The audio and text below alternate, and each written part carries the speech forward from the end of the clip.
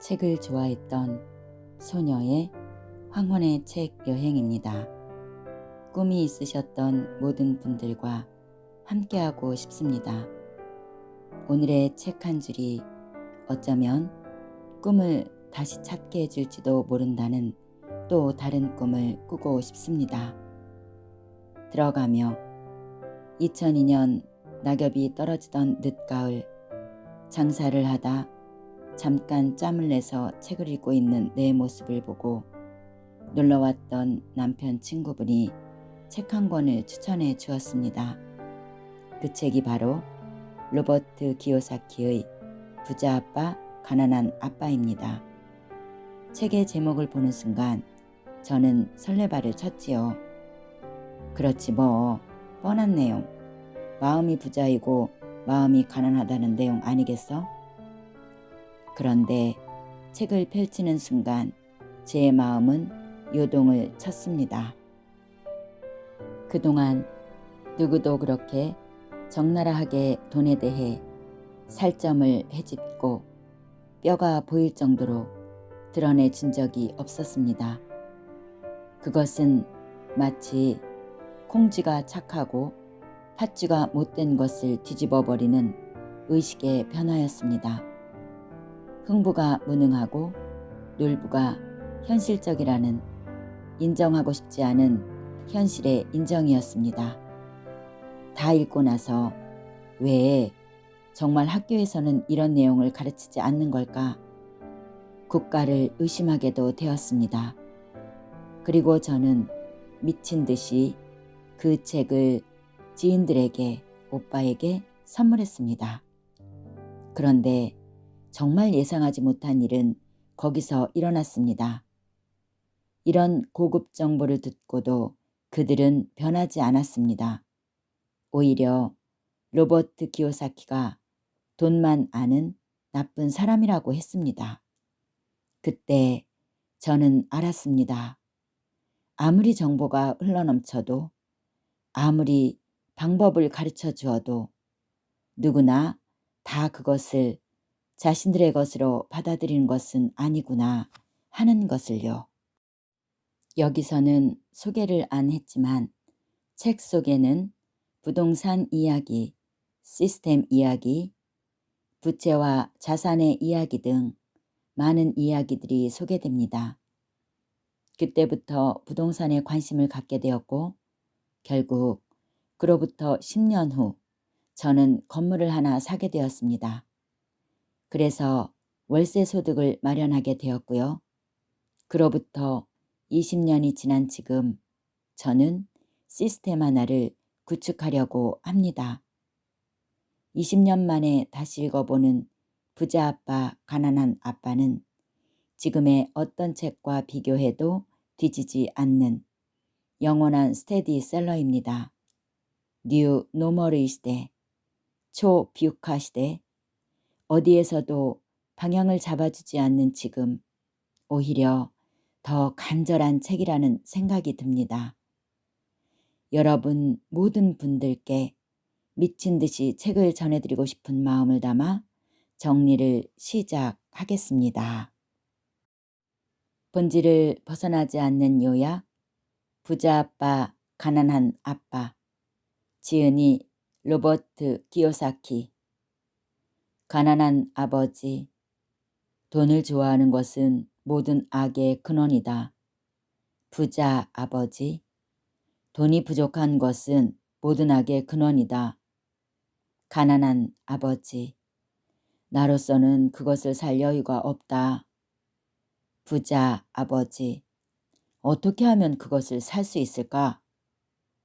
가난한 아버지, 나는 너희들 키우는데 돈이 많이 들어 부자가 될 수 없단다. 부자 아버지, 나는 너희들 때문에 부자가 되어야 한다. 가난한 아버지, 나는 돈에는 관심이 없다. 돈은 중요하지 않다. 부자 아버지, 돈이야말로 정말 힘이다. 돈은 중요하지 않을지 모르나 중요한 무엇인가를 할 때 99%는 돈이 필요하다. 가난한 아버지, 공부 열심히 해서 좋은 직장을 구해야 한다. 부자 아버지, 공부 열심히 해서 좋은 회사를 차려야 한다. 가난한 아버지, 돈은 안전하게 사용하고 위험은 피해라. 부자 아버지, 무엇보다 위험을 관리하는 법을 배워라. 가난한 아버지, 똑똑한 사람이 되어야 한다.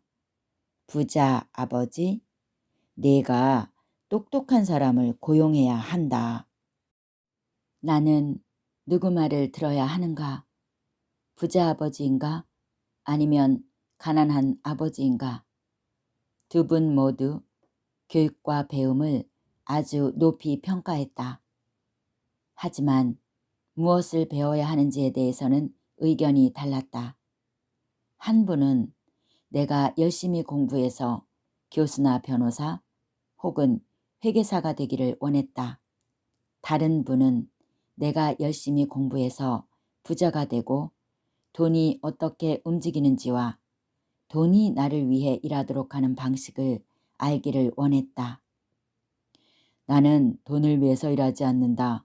돈이 나를 위해 일한다. 부자 아버지는 여러 차례 그런 얘기를 했다.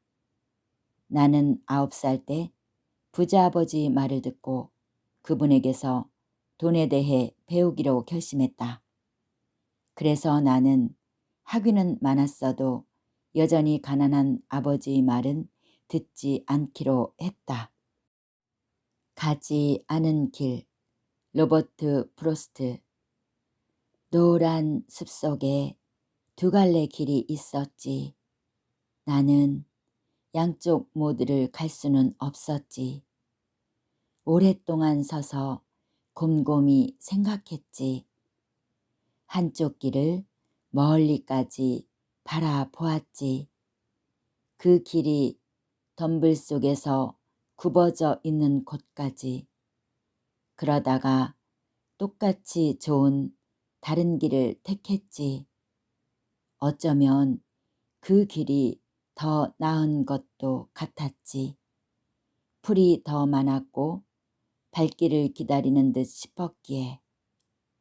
그 길도 다른 길처럼 비슷하게 닮아 있었긴 했지만 그날 아침 그 두 길 모두 아무도 밟지 않은 나뭇잎들에 덮여 있었지.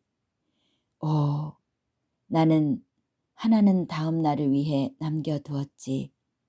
하지만 길이 어떻게 길로 이어지는지 알았기에 다시 돌아올 수 있으리라고는 생각하지 않았지.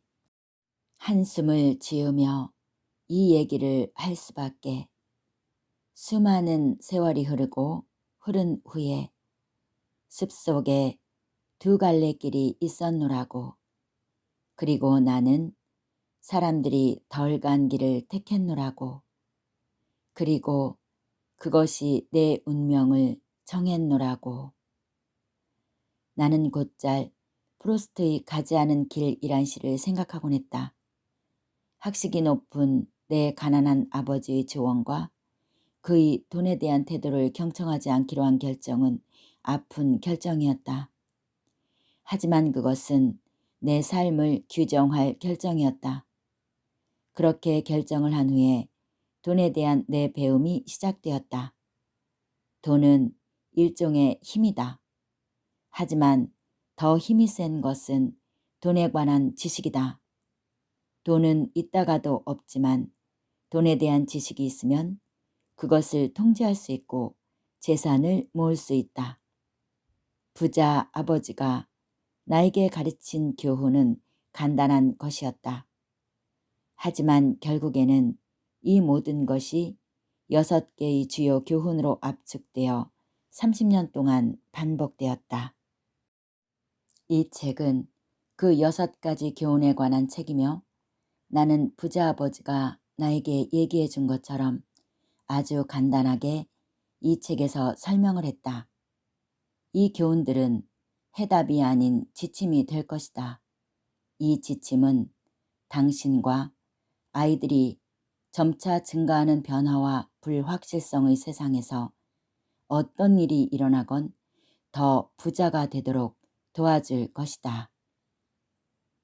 부자들에게서 배우는 6가지 교훈. 첫 번째 교훈. 부자들은 절대 돈을 위해 일하지 않는다. 돈이 자신을 위해 일하게 만든다. 돈을 위해 일하면서 돈만 있으면 행복하다고 생각하는 것도 잔인한 일이고, 한밤중에 깨어나 청구서 처리에 겁을 먹는 것 또한 끔찍한 삶이지 않겠니? 월급 봉투의 크기로 결정되는 삶은 삶이라고 할 수 없다. 직장이 안정감을 줄 거라고 생각하는 것은 자신에게 거짓말을 하는 것과 같다. 그것은 잔인한 일이며 나는 너희만큼은 그런 함정을 피하기를 원한다. 가난한 사람들과 중산층 사람들은 돈을 위해 일한다. 하지만 부자들은 돈이 자신을 위해 일하게 만든다. 두 번째 교훈. 왜 부자들은 자녀들에게 돈에 관한 지식을 가르칠까? 사람들이 돈에 관한 교육을 받지 않고 학교를 졸업하기 때문에 교육을 많이 받은 수많은 사람들이 성공적인 직장 생활을 하면서도 결국에는 경제적으로 고생을 하게 된다. 그들의 교육에서 빠져 있는 것은 돈을 버는 방법이 아니라 돈을 번 후에 관리하는 방법이다. 열심히 일하는 법만 배웠지 돈이 자신을 위해 일하게 하는 법은 배우지 못했기 때문이다.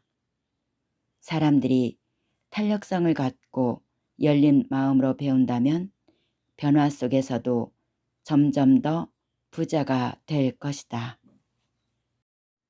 돈이 문제를 해결할 것이라고 생각하면 힘든 삶을 살 수밖에 없다.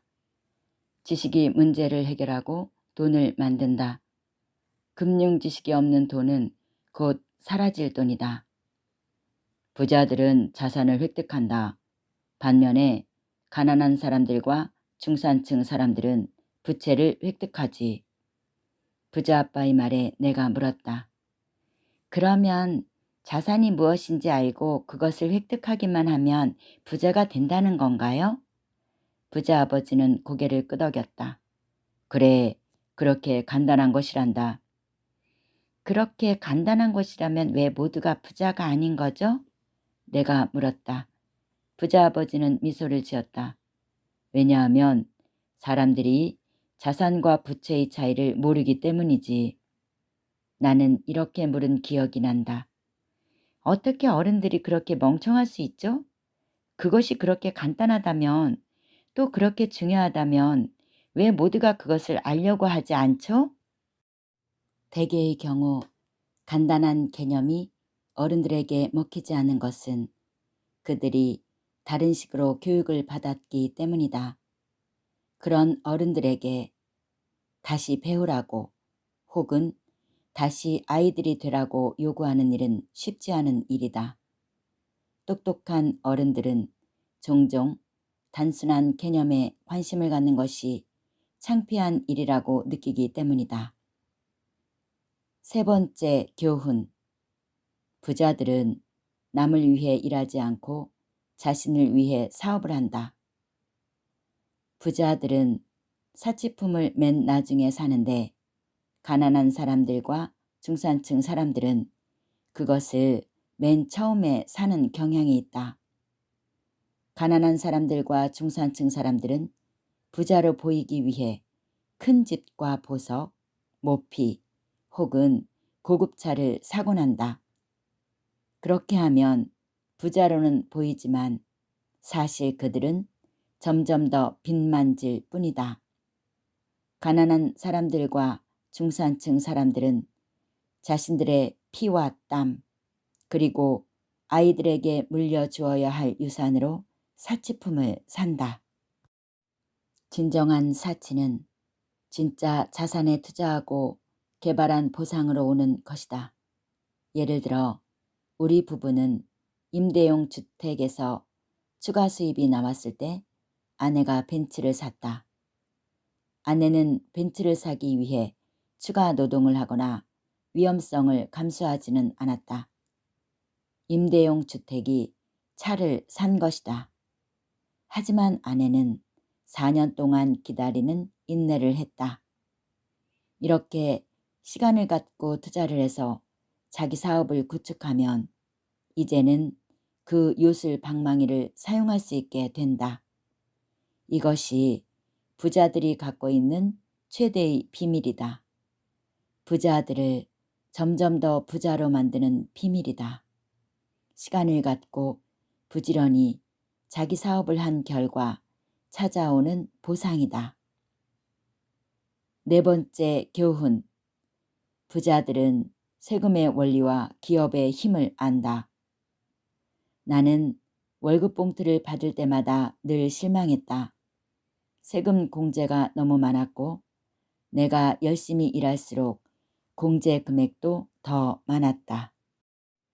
내가 점점 더 성공하자 상사들이 승진과 봉급 인상에 대해 얘기했다.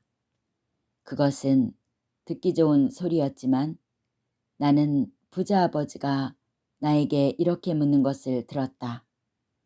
너는 지금 누굴 위해 일하고 있는 거니? 지금 누굴 부자로 만들고 있는 거니?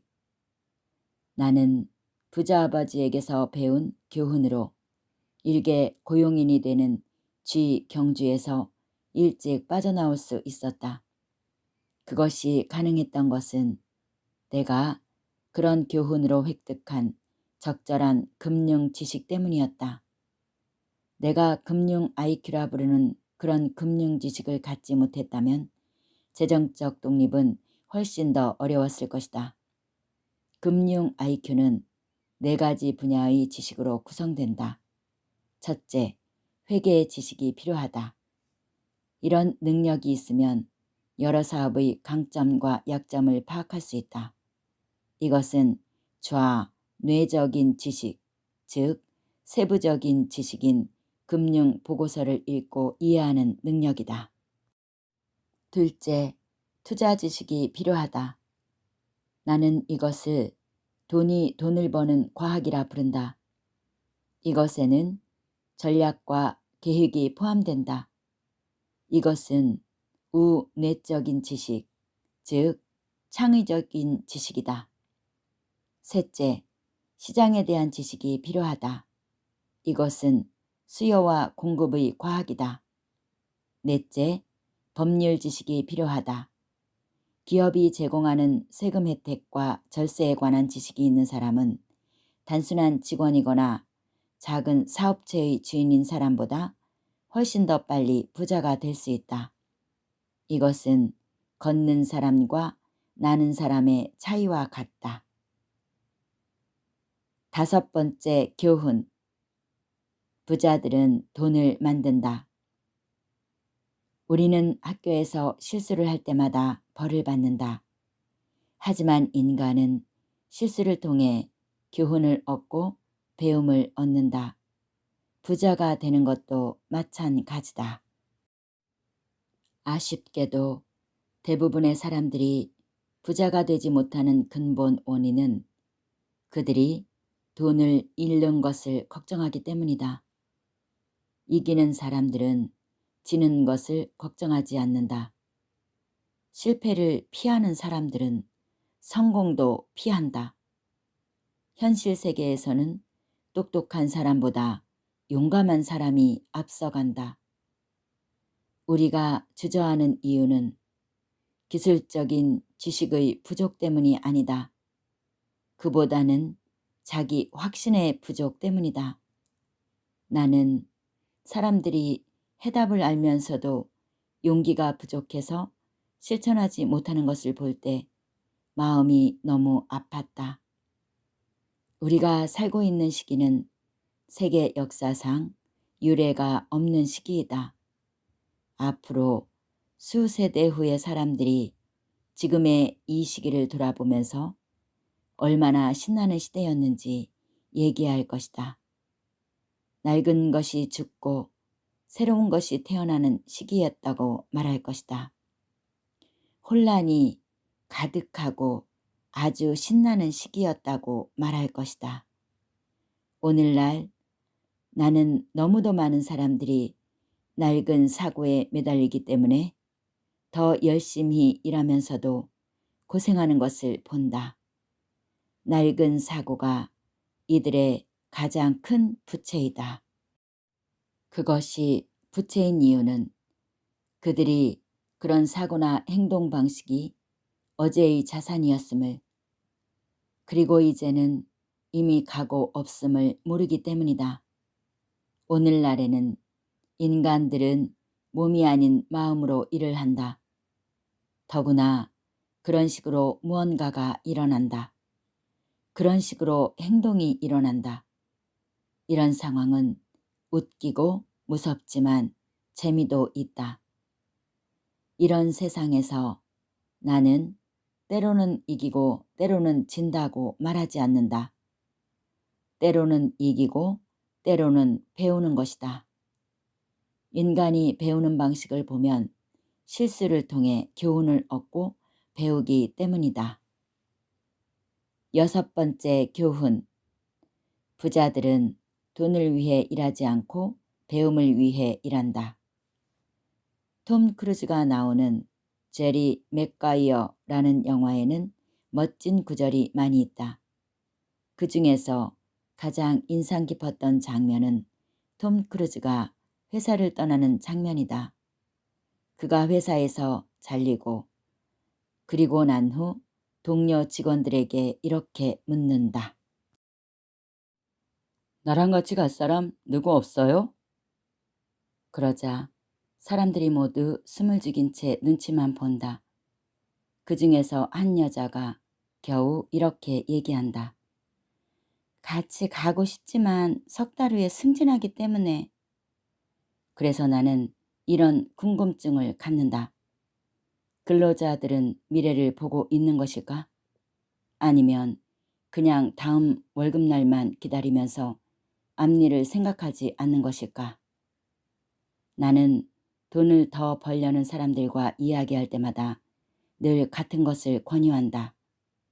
바로 장기적인 안목으로 삶을 보라고 권유한다.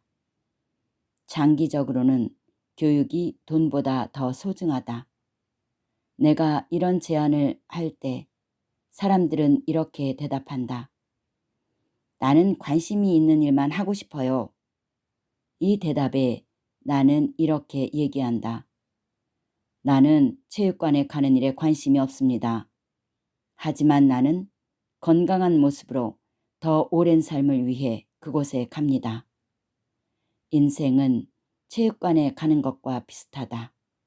가장 힘든 부분은 가겠다는 결정을 내리는 것이다. 글을 마치며 우리 모두는 2가지 훌륭한 선물을 받았다. 즉, 우리의 마음과 우리의 시간이다. 그 2가지로 자신이 원하는 것을 하는 것은 자기 자신에게 달렸다. 당신의 손에 현금이 들어올 때마다 당신이 그리고 당신만이 운명을 결정하는 힘을 갖게 된다. 그것을 어리석게 쓰면 가난을 선택하는 것이다. 그것을 부채에 쓰면 중산층에 합류하는 것이다. 그것을 마음에 투자하고 자산을 얻는 법을 배우면 부자가 되기를 선택하는 것이다. 선택은 당신만의 것이다. 매일 돈이 생길 때마다 우리는 부자, 가난한 사람 혹은 중산층이 될 것을 결심한다. 이런 지식을 아이들과 나누도록 선택하자. 그리고 아이들이 세상을 준비할 수 있도록 선택하자. 당신과 당신 아이들의 미래는 내일이 아닌 오늘 당신이 하는 선택으로 결정된다. 많은 재산과 풍만한 행복으로 삶이라는 이 멋진 선물을 즐기기를 바란다. 이것만은 꼭 해보아요. 지금은 핸드폰만 있으면 모든 정보가 있으니 공부를 안 해도 된다고 합니다. 책을 읽지 않아도 내용을 알 수 있는 통로는 많다고 합니다. 그런데 세상은 반대로 돌아가고 있습니다. 그 모든 말이 맞는 듯한데 그렇게 말해주는 사람들은 더 열심히 공부하고 책을 읽어서 상상할 수 없을 만큼의 돈을 법니다. 그에 비해 평범한 사람들은 그들이 말하는 방법으로 정보를 알고 내용을 알는지는 모르겠으나 그런 과정에서 돈을 벌기는커녕 자꾸만 자신도 모르는 지출을 합니다. 지금까지 그랬듯이 우리는 형태만 조금 바뀐 모양새로 뭔가 속고 있는 것은 아닐까요? 속지 않으려면 더 공부하고 더 책을 읽어야 할 것 같습니다. 로버트 기요사키가 강조했듯이 말이죠. 여기까지 함께 해주신 여러분 감사합니다.